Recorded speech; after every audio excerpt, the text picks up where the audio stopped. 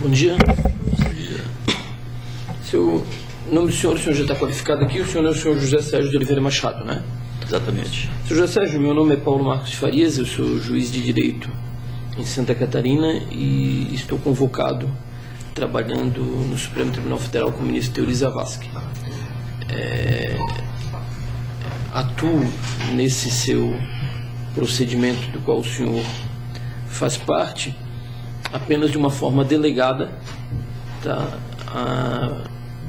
Por delegação do ministro Teori, que me incumbiu de ouvi-lo nesta data com a finalidade de verificar os termos dessa colaboração premiada que o senhor propôs com o Ministério Público.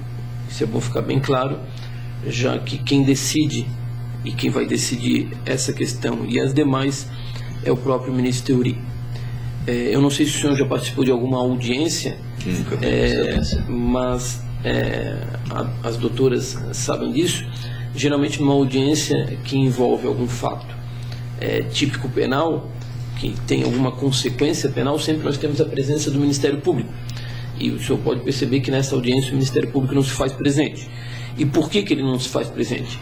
Porque hoje a gente não vai discutir pontos específicos sobre o que o senhor declarou na sua colaboração. Essa audiência ela tem uma finalidade de ouvir o senhor das razões que levaram o senhor a fazer essa colaboração premiada, da sua voluntariedade nesse ato, para que depois o ministro Teori analise a questão da homologação do acordo que o senhor fez do Ministério Público. Então, na ata que nós estamos, posteriormente apresentaremos ao senhor e as suas advogadas, até gostaria que o senhor confirmasse, a doutora Flávia Mortari Loft e a doutora Maria Clara Martins. É isso? Exatamente. O senhor confirma ela como seus advogados constituídos. Então tá. Na ata que nós apresentaremos aos senhores para posterior subscrição, registra-se exatamente isso, tá? Que neste momento, este ato serve-se à verificação da regularidade, legalidade e voluntariedade da colaboração premiada. E que, independente dos termos que tenha subscrito, juntamente com seus defensores e com o Ministério Público, os benefícios que o senhor ajustou, a exemplo, pelo que eu percebi, o senhor ajustou um benefício de redução de pena, de uma pena máxima e de um regime diferenciado, tá? Serão definidos apenas no momento da sentença pela autoridade judiciária competente e dependerão da colaboração do senhor efetiva e voluntária com a investigação e com o processo criminal, considerando a relevância da colaboração prestada e desde que dessa colaboração advenha um ou mais dos seguintes resultados, conforme o artigo 4º da Lei 12.850/2013, Lei das Organizações Criminosas.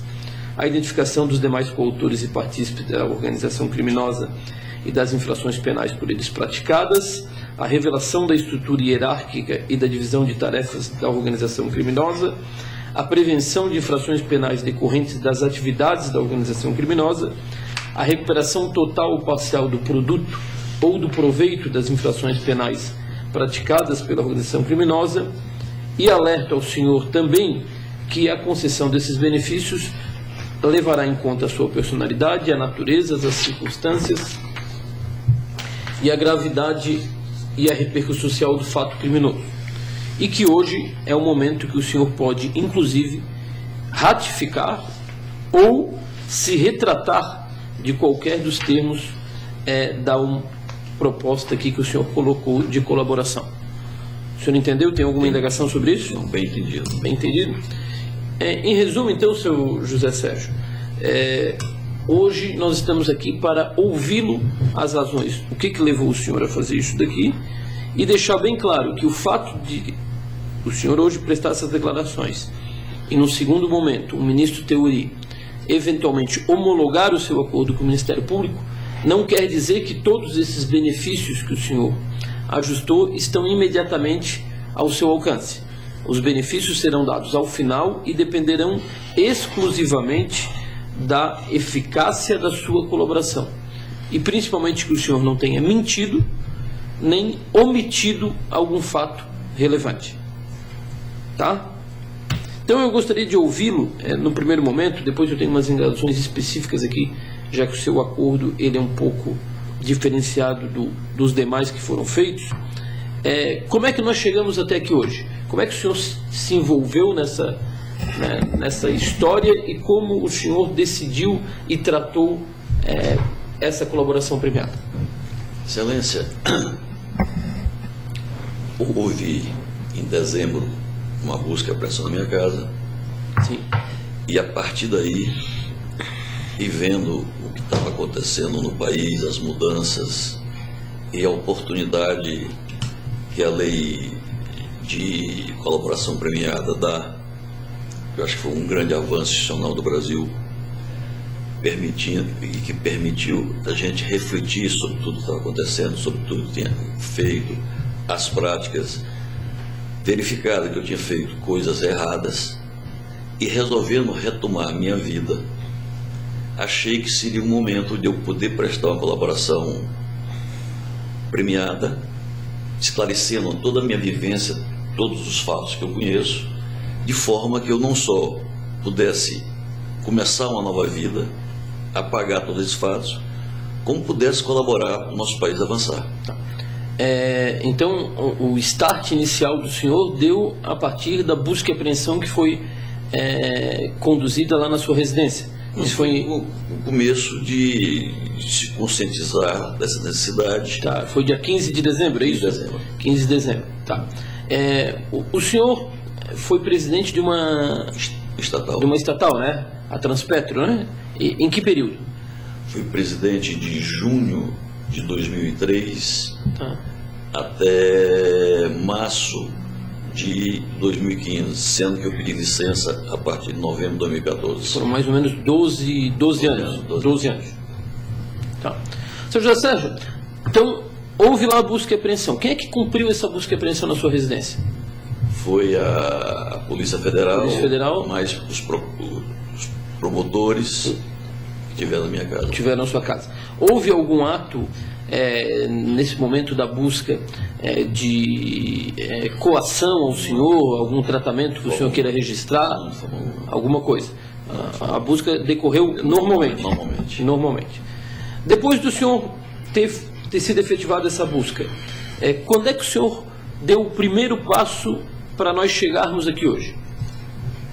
No dia seguinte a essa busca, meu filho Expedito esteve comigo e nós começamos a discutir sobre a questão de uma gravação, que era importante para poder ter a comprovação das versões.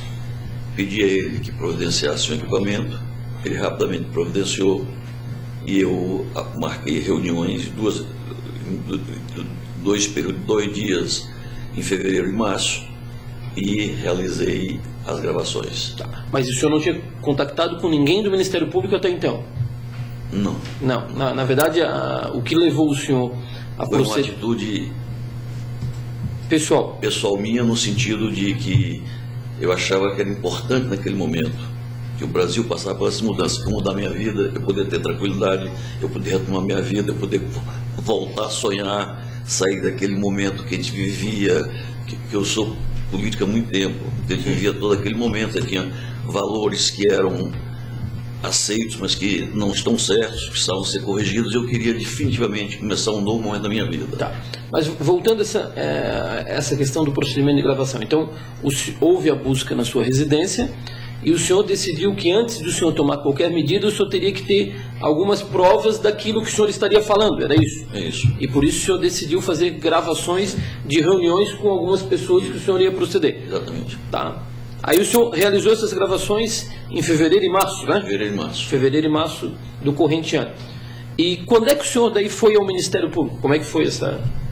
Não, aí a partir daí, senhor Excelência, você sabe que esse é um processo todo interior de convencimento, sim, de avanço, necessidade, a gente querer ter uma paz de espírito. Eu acho que eu estaria colaborando não só comigo, que fui executivo estatal, mas como todos os outros que vivem nesse sistema, que você tem de um lado as pessoas que te colocam no cargo e que querem benefícios para poder se manter na política com recurso ilícito. Do outro lado, tem as empresas oferecendo vantagens.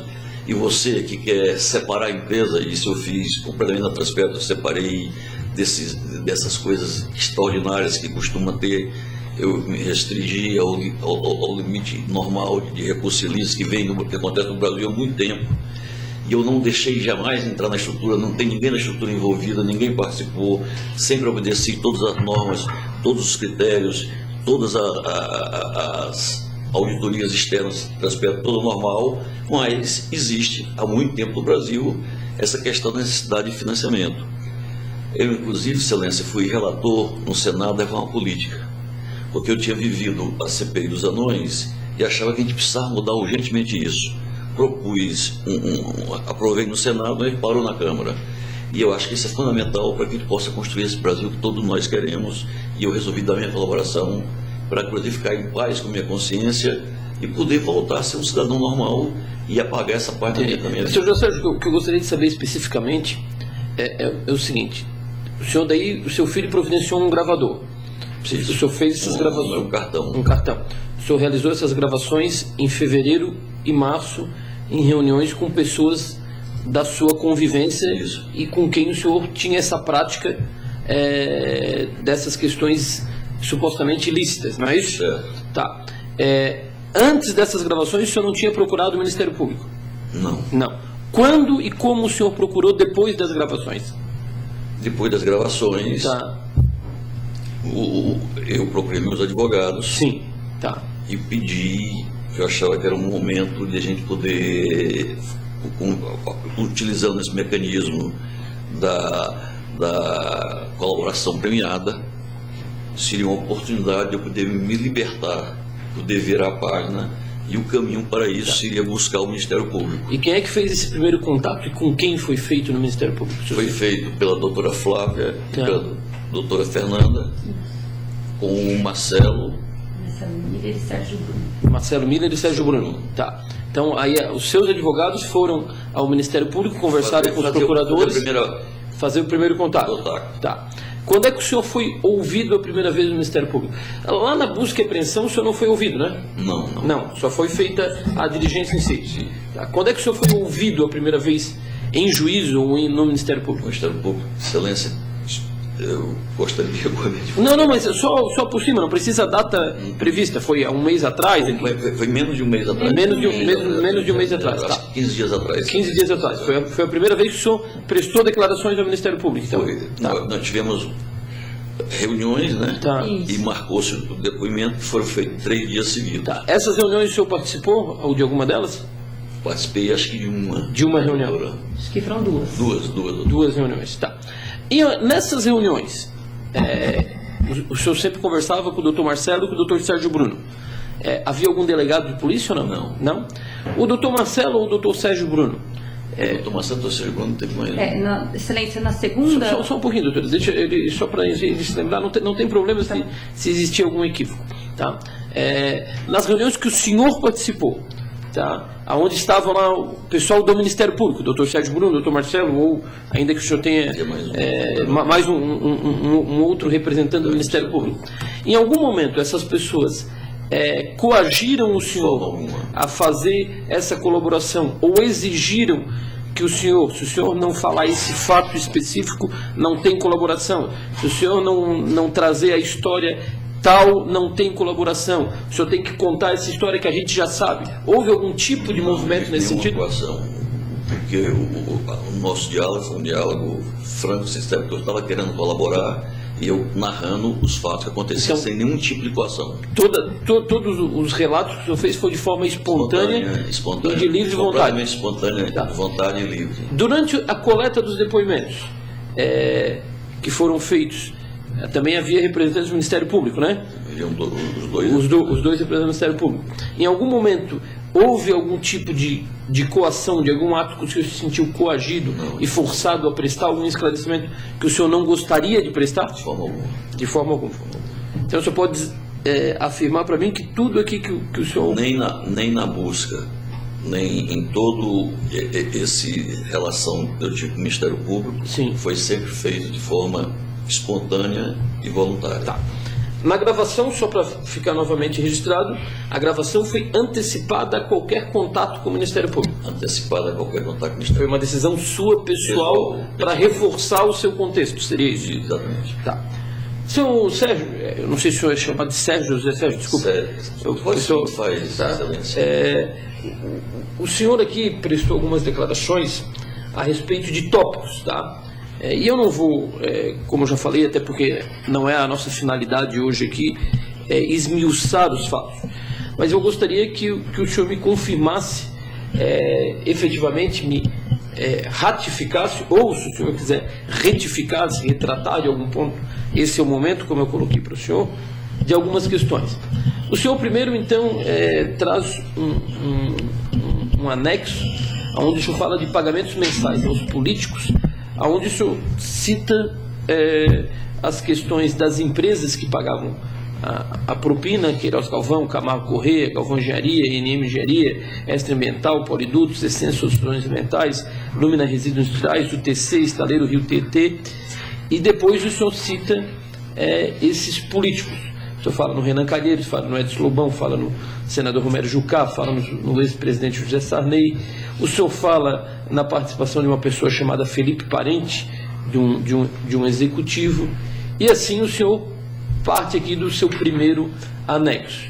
Num segundo anexo, o senhor descreve essas empresas efetivamente que contribuíram, percentuais e alguns valores. Daí o senhor cita aqui a relação individual de cada uma delas. Mais adiante, o senhor fala algumas outras empresas esporádicas. Mais adiante, o senhor fala das negociações com os estaleiros, onde o senhor cita aqui essas negociações, apresentando valores, apresentando percentuais, apresentando a destinação desses valores e o envolvimento de empresas e pessoas. Aqui também o senhor cita a questão, o Expedito é seu filho, né? O Expedito é seu filho, né? Do envolvimento do Expedito, como ele auxiliava a prática disso. Depois o senhor faz alguns anexos individuais. Eu gostaria, sim. Eu lamento muito, para mim fez muito mal ter envolvido meus filhos, sim, nesse processo. Tá. Eu gostaria de deixar registrado isso. Então, está registrado, e até nas suas declarações, no seu acordo, isso também é visto, essa situação. Depois o senhor coloca alguns anexos individuais. O senhor trata de um anexo do ex-presidente Sarney, das verbas que teriam sido a ele repassadas, do senador Romero Jucá, do senador Renan Calheiros,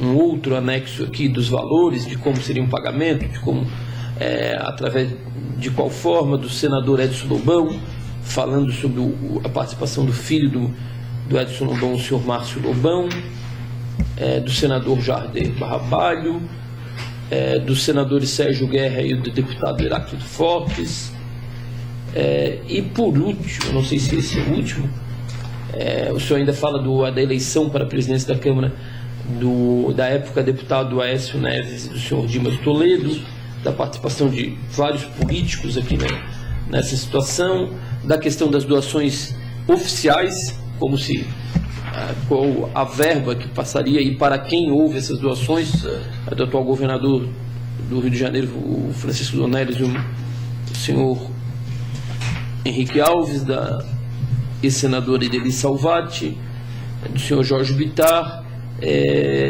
da doação para a campanha do Gabriel Chalita, pedido do senhor Michel Temer, do Valdir Raupe, senador Garibaldi Alves e deputado Walter Alves, senador José Agripino e deputado Felipe Maia.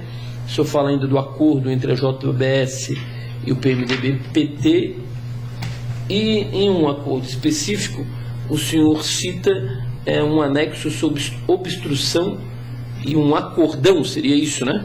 Eu acho que é essa a expressão que eles tentaram aqui, a justiça, que são alguns conteúdos dessas conversas que o senhor teve com algumas dessas pessoas, no sentido de alguma forma, tentar obstruir o trabalho da Justiça.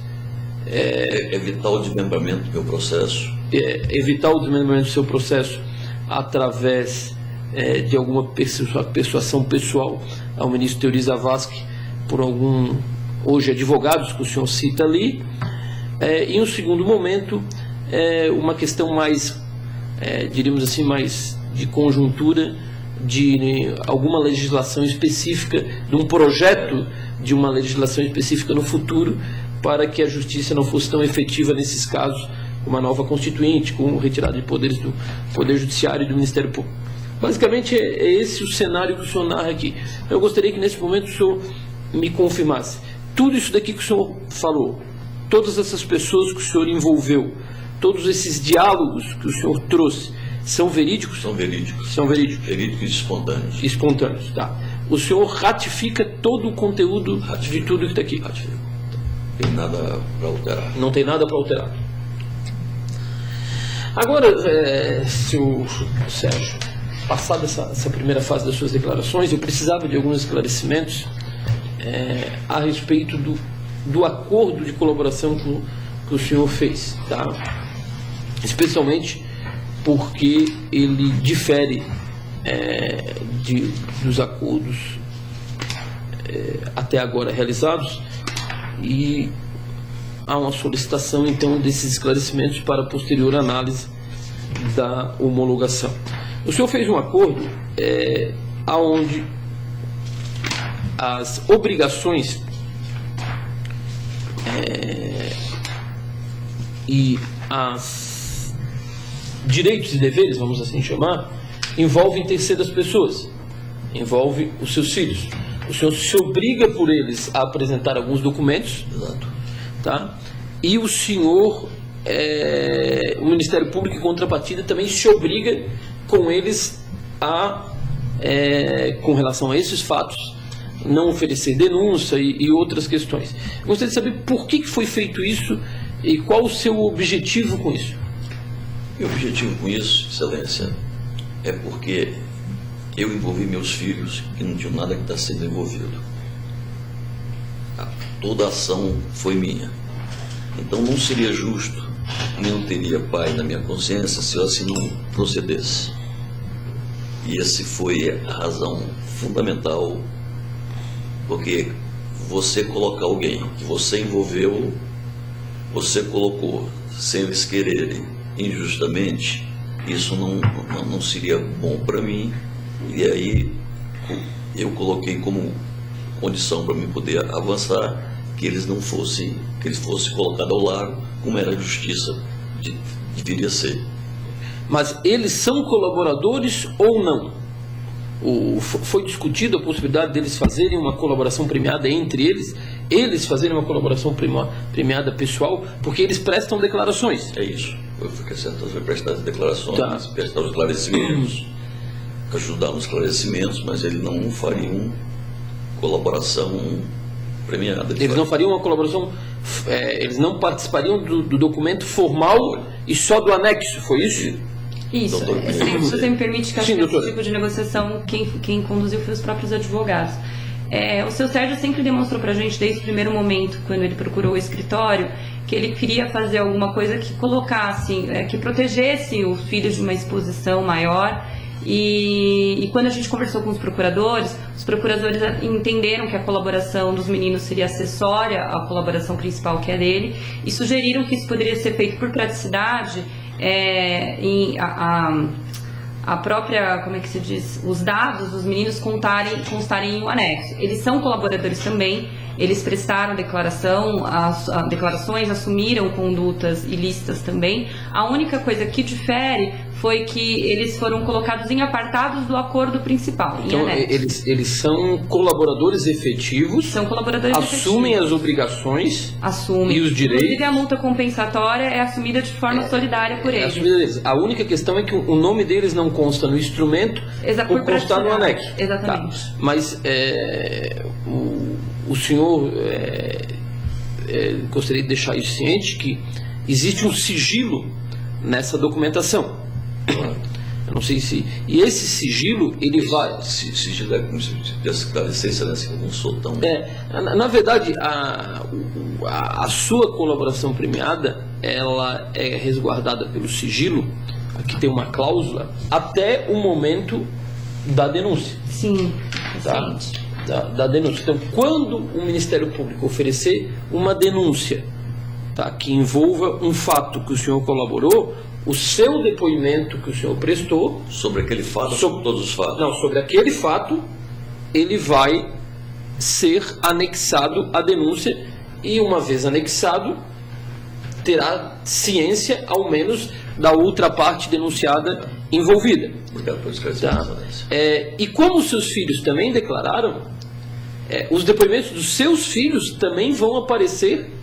Sim, e o nome deles serão também postos para essas pessoas. Sim. Não há como se preservar e nunca deixar de aparecer esse tema. Sim, então, sim, eu gostaria de saber se o senhor entendeu isso que eu falei e está ciente disso e concorda com isso.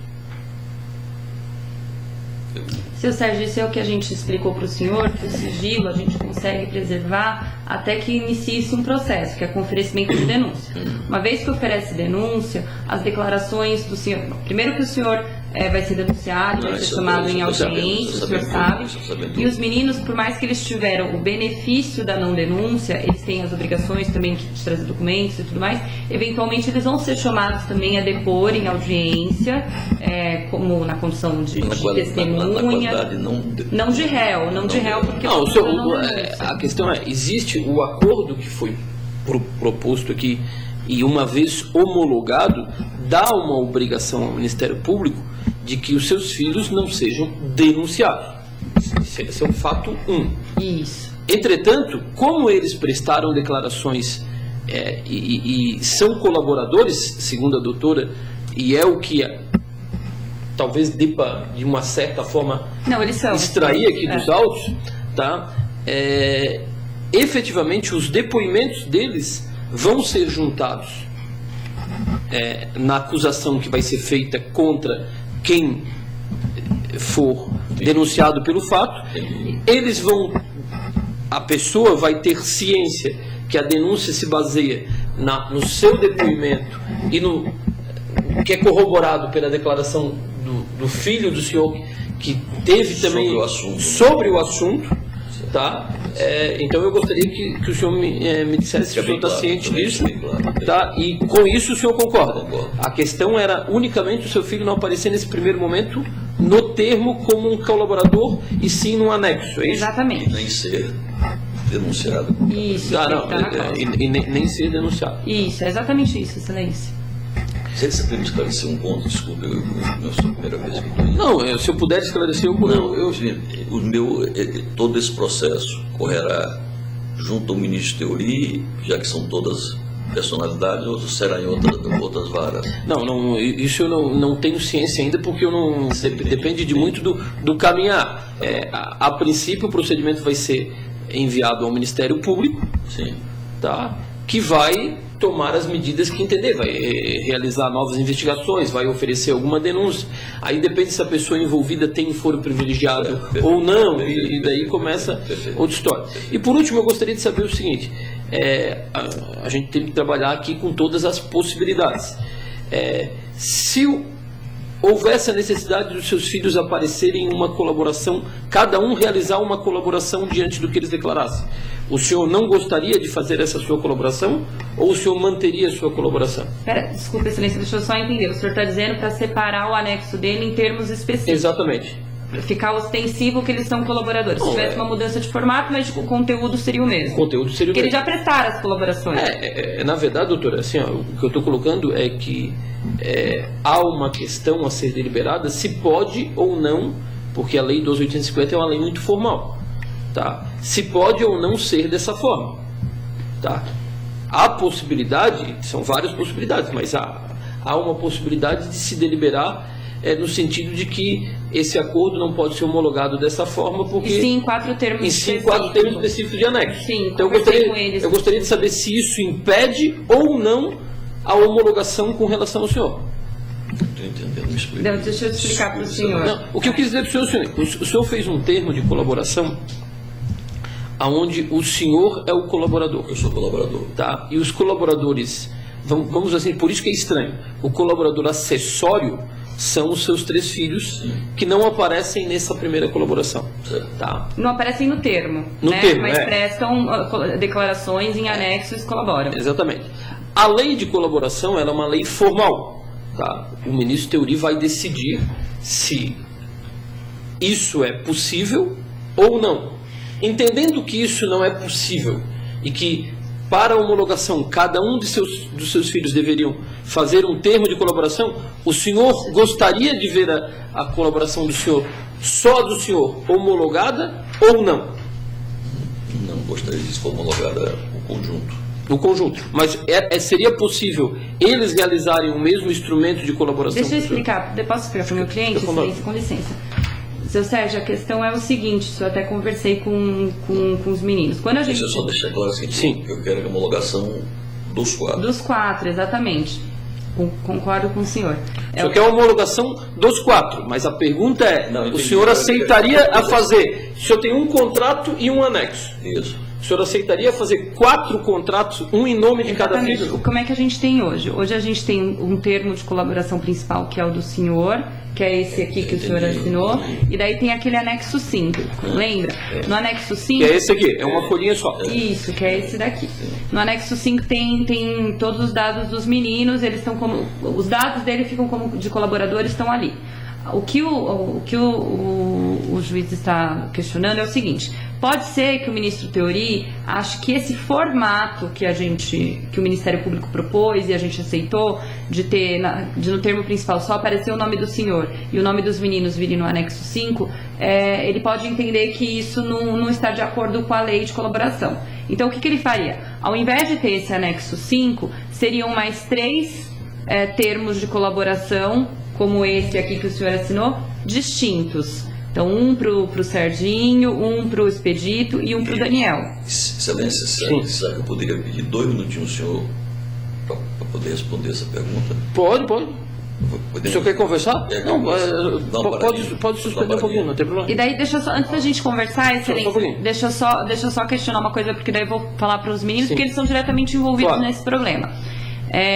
A única coisa que a gente faz questão, assim, teria conversado com ele, acho que não tem problema em fazer essa divisão de termos, se essa é a forma que vocês acham melhor, não tem problema nenhum. É só a questão da homologação que a gente queria entender. Isso vai para o ministro Teori para homologar todos ao mesmo tempo? Não, a princípio sim, poderia ser uma... Porque, na verdade, doutora, só para explicar para a senhora, já foi feito alguns termos de colaboração assemelhado a esse entre familiares, em que eu ouvi a pessoa A, B, C, D, sim, e cada um tinha um termo específico. Tá. E homologou todos ao mesmo junto? Todos ao mesmo tempo. Tá bom. Na verdade, nos mesmos autos. Os autos se referiam a 4 termos de colaboração. Então, os autos serão um só. Seriam um só. A única coisa é a mudança de formato. Exatamente. Porque há possibilidade do ministro vir a entender que, como a lei é uma lei rígida, há essa necessidade de se tratar dessa forma. Como também há a possibilidade do ministro entender que isso é suficiente. Eu não estou colocando uma questão. Ele não entender só para saber, porque... Acho que para a gente não teria problema nenhum, a gente vai só falar com os ministros que ele ficar mais confortável, porque os 4 entraram juntos nisso. Por favor, que eu queria ficar mais confortável. Não há problema. Então eu vou suspender a audiência, o senhor conversa com ele. Porque em seguida, a mesma indagação eu vou fazer a eles. Mas só que... Tá bom? É que ele se sente mais confortável com os 4. Não tem problema. Você pode conversar. Muito obrigado pela sua audiência, a gente já conversa em seguida. Muito obrigado.